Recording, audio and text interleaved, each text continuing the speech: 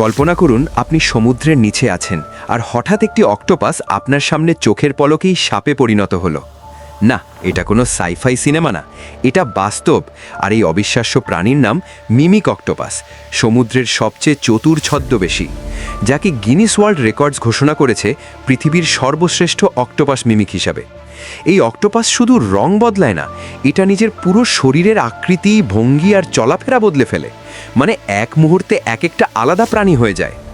এখনও পর্যন্ত দেখা গেছে এটা অন্তত 15-16 ধরনের সামুদ্রিক প্রাণী নকল করতে পারে, যেমন সাপ, লায়নফিশ, জেলিফিশ, কাঁকড়া, এমনকি স্টিংরে। আর মজার বিষয় হলো প্রতিটা প্রাণীর মতোই আচরণও করে।